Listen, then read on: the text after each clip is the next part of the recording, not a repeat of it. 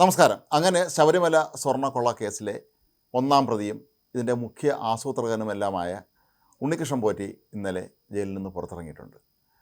മാധ്യമപ്രവർത്തകരെ നോക്കി ചിരിച്ചുകൊണ്ടാണ് അദ്ദേഹം വളരെ സന്തോഷത്തോടു കൂടിയാണ് ജയിലിൽ നിന്ന് പുറത്തേക്ക് ഇറങ്ങി വന്നത്. മാധ്യമങ്ങളോട് പ്രതികരിക്കാൻ പാടില്ല എന്ന് കോടതി ഉത്തരവിൻ്റെ കൂടി അടിസ്ഥാനത്തിലായിരിക്കാം കുടുംബാംഗങ്ങളോടൊപ്പം പോറ്റി തിരുവനന്തപുരം കാരേറ്റിൻ്റെ അടുത്തുള്ള പുളിമാത്തിലെ വീട്ടിലേക്ക് പോവുകയും ചെയ്തിട്ടുണ്ടായിരുന്നു. പലരും കരുതുന്നത് പോലെ ഈ കേസ് ഇങ്ങനെ ഒറ്റയടിക്ക് തീരാനുള്ള സാധ്യത കാണുന്നില്ല. പ്രത്യേക അന്വേഷണ സംഘം എന്തൊക്കെ ചെയ്താലും ഉണ്ണികൃഷ്ണൻ പോറ്റിയെ സംബന്ധിച്ചിടത്തോളം ഈ കേസിൽ നിന്ന് ഒരു കാരണവശാലും തലയൂരാൻ പറ്റാത്ത അവസ്ഥ തന്നെയാണ് ഉള്ളത്. പോറ്റിയുടെ പേരിൽ നേരത്തെയും ഒരുപാട് ആരോപണങ്ങൾ വന്നിട്ടുണ്ടായിരുന്നു. പോറ്റി അനധികൃത സ്വത്ത് സമ്പാദിച്ചിട്ടുണ്ടായിരുന്നു. ബാംഗ്ലൂരിലെ ഒരു അമ്പലത്തിലെ ശാന്തിക്കാരൻ മാത്രമായ പോറ്റിക്ക് ഇത്രയും ആസ്തികൾ എവിടെ നിന്ന് വന്നു എന്നുള്ളതിനെക്കുറിച്ചുള്ള അന്വേഷണം തുടരുകയാണ്. ഏതായാലും അടുത്തതായി രംഗപ്രവേശനം ചെയ്യാൻ പോകുന്നത് ഇ ഡി തന്നെയാണ്. ഇ ഡിയുടെ മുന്നിൽ ഉണ്ണികൃഷ്ണൻ പോറ്റിക്ക് എല്ലാം പറയേണ്ടി വരും. ഇപ്പോൾ 2-3 ദിവസം അദ്ദേഹത്തിന് വീട്ടിൽ പോയി വിശ്രമിക്കാം.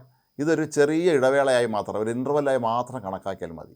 ഇനി അങ്ങോട്ടുള്ള ദിവസങ്ങളിൽ ഇ ഡിയുടെ റഡാറിലായിരിക്കും, അല്ലെങ്കിൽ ഇ ഡിയുടെ കൈവശമായിരിക്കും പോറ്റി ഉള്ളത്. ഇ ഡി ഓരോരോ രേഖകളായി എടുത്ത് പോറ്റിയോട് ചോദ്യം ചോദിക്കുമ്പോൾ എല്ലാത്തിനും മറുപടി പറയേണ്ടി വരും എന്നുള്ള കാര്യം ഉറപ്പാണ്.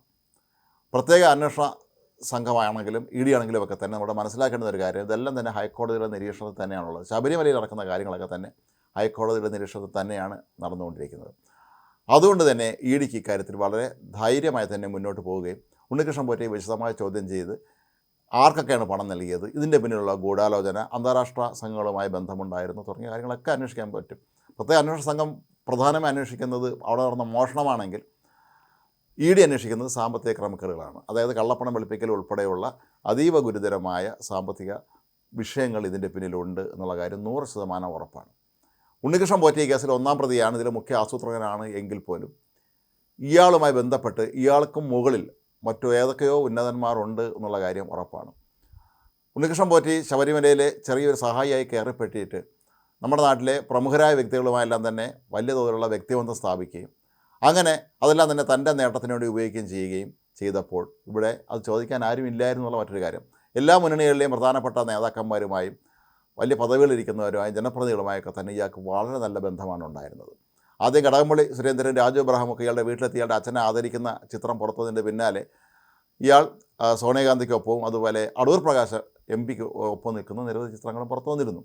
അപ്പോൾ അങ്ങനെ നോക്കുമ്പോൾ ഈ രണ്ട് മുന്നണികളും ഉണ്ണികൃഷ്ണൻ പോറ്റിയെ കൈയച്ച് സഹായിച്ചിരുന്നു എന്ന് തന്നെയാണ് മനസ്സിലാക്കേണ്ടത്. പ്രത്യേക അന്വേഷണ സംഘത്തെ സംബന്ധിച്ചിടത്തോളം അവർക്ക് ഹൈക്കോടതി നിരീക്ഷണത്തിലാണ് എന്നുള്ളത് കൊണ്ട് തന്നെ ഹൈക്കോടതിയോട് നേരിട്ട് പല കാര്യത്തിനും ഉത്തരം പറയേണ്ടി വരും. എങ്കിലും ഇനിയും കുറ്റപത്രം കേസിൽ സമർപ്പിച്ചിട്ടില്ല എന്നുള്ളൊരു കാര്യം അവിടെ നിലനിൽക്കുന്നുണ്ട്. പക്ഷേ ഹൈക്കോടതി കഴിഞ്ഞ ദിവസം അന്വേഷണ നടപടികളൊക്കെ തന്നെ തൃപ്തി പ്രകടിപ്പിച്ചിട്ടുണ്ടായിരുന്നു. ആരും രക്ഷപ്പെട്ടു പോകില്ല എന്നൊക്കെയുള്ള കോടതിയുടെ ഒരു വിശ്വാസം നമ്മൾ കഴിഞ്ഞ ദിവസം കണ്ടതുമാണ്.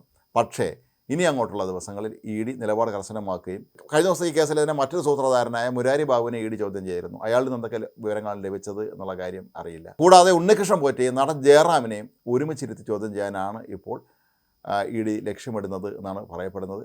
ജയറാം ഈ കേസിലെ സാക്ഷിയാണ് എന്നുള്ള കാര്യം നമ്മൾ പ്രത്യേകം ഓർക്കുക. ശബരിമലയിൽ നിന്നുള്ള സ്വർണ്ണപ്പാളിയൊക്കെ ജയറാമിൻ്റെ വീട്ടിലെത്തിച്ച് പൂജിച്ചത് നമ്മളെല്ലാവരും കണ്ടതാണ്, ദൃശ്യങ്ങൾ കണ്ടതാണ്. ജയറാം തന്നെ അന്ന് പറഞ്ഞ പല കാര്യങ്ങളും പരസ്പര വിരുദ്ധമായിരുന്നുവെങ്കിലും ജയറാമിനെ ഈ കേസിലെ പ്രധാന സാക്ഷിയാക്കാനാണ് ഉദ്ദേശിക്കുന്നത്. ഇതൊരു തട്ടിപ്പ് പരിപാടിയാണെന്ന് തന്നെ അറിഞ്ഞിരുന്നില്ല എന്നാണ് ജയറാം പ്രത്യേക അന്വേഷണ സംഘത്തോടെ തന്നെ വെളിപ്പെടുത്തിയത്. എന്നാൽ ഇ ഡി എത്തുമ്പോൾ ഇതിൻ്റെ പിന്നിൽ നടന്ന സാമ്പത്തിക വിഷയങ്ങളെക്കുറിച്ച് ഒരുപക്ഷെ ജയറാമിനെയും ഉണ്ണികൃഷ്ണൻ പോറ്റിയെ ഒരുമിച്ചിരുത്തി ചോദ്യം ചെയ്യുകയാണെങ്കിൽ ഒരുപാട് കാര്യങ്ങൾ മനസ്സിലാക്കാൻ കഴിയും. കാരണം കേരളത്തിന് പുറത്ത് പ്രത്യേകിച്ച് ചെന്നൈയിലൊക്കെ തന്നെ ഇയാൾ ഈ സ്വർണ്ണപ്പാളിയൊക്കെ എത്തിച്ച് വലിയ തോതിൽ പണപ്പിരിവ് നടത്തിയ സമയത്തൊക്കെ തന്നെ അവിടെയുള്ള പല പ്രമുഖരെയും ഒരുപക്ഷെ പരിചയപ്പെടുത്തി കൊടുത്തത് ജയറാമായിരിക്കാം. അപ്പോൾ അങ്ങനെ നോക്കുമ്പോൾ അവരിലേക്ക് കൂടി ചോദ്യ മുനകൾ നീളുകയാണെങ്കിൽ ഇതിൻ്റെ സാമ്പത്തിക ക്രമക്കേടിൻ്റെ ഒരുപാട് കാര്യങ്ങൾ അറിയാൻ ഇ ഡിക്ക് വളരെ നിഷ്പ്രയാസം സാധിക്കും എന്നുള്ളത് ഉറപ്പാണ്. കാരണം ഈ ശബരിമലയിലെ പൂജാവസ്തുക്കൾ എന്നുള്ള പേരിൽ വലിയ ധനികന്മാരുടെ വീടുകളിൽ എത്തിച്ച് പൂജ നടത്തിയിട്ട് അതിൻ്റെ പേരിൽ ഇയാൾ വലിയ തോതിൽ പൈസ കിട്ടിയിട്ടുണ്ടെന്നുള്ള കാര്യം ഉറപ്പാണ്. കാരണം വെറും ഒരു ശാന്തിക്കാരനായ ഇയാൾക്ക് ഇത്രയും ആസ്തി എവിടെ നിന്നുണ്ടായി എന്നുള്ള ചോദ്യം ശരിക്കും നേരത്തെ വരേണ്ടതാണ്. എന്തുകൊണ്ട് നമ്മുടെ നാട്ടിലെ അന്വേഷണ ഏജൻസികൾ ഇതൊന്നും ശ്രദ്ധിച്ചിരുന്നില്ല എന്നുള്ള കാര്യം ഓർക്കണം. ഇയാൾ വലിയ തോതിൽ ആളുകൾക്ക് പലിശയ്ക്ക് പണം കൊടുത്തിരുന്നു, ഒരുപാട് റിയൽ എസ്റ്റേറ്റ് രംഗത്ത് തട്ടിപ്പുകൾ നടത്തിയിരുന്നു എന്നൊക്കെയാണ് ഒടുവിൽ പുറത്തു വരുന്ന വാർത്തകൾ. എന്നാൽ ഇത് പലതും പിന്നീട് സെറ്റിൽ ചെയ്യായിരുന്നു എന്നുള്ളത് കൊണ്ടായിരിക്കാം പിന്നീട് അത്തരത്തിലുള്ള കേസുകൾ കുത്തിപ്പൊക്കി ഇയാളെ വീണ്ടും ജയിലിൽ തുടരാനുള്ള അവസരം എസ് ഐ ടിക്ക് നഷ്ടമായത്. ഏതായാലും ഉണ്ണികൃഷ്ണൻ പോറ്റിക്ക് 1-2 ദിവസങ്ങളിൽ കൂടെ മാത്രമേ വിശ്രമിക്കാൻ കഴിയുകയുള്ളൂ എന്നുള്ള ഉറപ്പാണ്. ശരിയായ അന്വേഷണം ചോദ്യം ചെയ്യൽ നടക്കാൻ പോകുന്നത് ഇനിയാണ്. ഇ ഡിയുടെ ചോദ്യം ചെയ്യൽ നമുക്കറിയാം, അത് SIT-യുടെ മോഡലിലായിരിക്കില്ല. വളരെ കൃത്യമായ സകല തെളിവുകളെടുത്ത് മുന്നിൽ വെച്ചുകൊണ്ട് തന്നെ ആയിരിക്കാം ചോദ്യം ചെയ്യുന്നത്. അതിലെല്ലാം മലയാളികളായിരിക്കണമെന്നില്ല.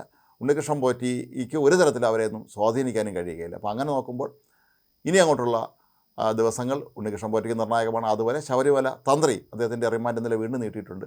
ശബരിമല തന്ത്രിയെയും ഈ ഉണ്ണികൃഷ്ണൻ പോറ്റിയെല്ലാം ഒരുമിച്ചിരുത്തി ഇ ഡി ചോദ്യം ചെയ്യുന്നതോടെ ഇതിൻ്റെ ഒരുപാട് ഇനിയും പുറത്തു വരാത്ത ഒരുപാട് കഥകൾ ജനങ്ങൾക്ക് മുന്നിലേക്ക് എത്തും എന്നുള്ള കാര്യം ഉറപ്പാണ്. ഏതായാലും ഉണ്ണികൃഷ്ണൻ പോറ്റിയെ സംബന്ധിച്ചിടത്തോളം ഇനി ഒന്നും നഷ്ടപ്പെടാനില്ലാത്തൊരവസ്ഥയിൽ അയാളെല്ലാം തുറന്നു പറയാൻ തന്നെയായിരിക്കും സാധ്യത എന്നാണ് പൊതുവെ കരുതപ്പെടുന്നത്.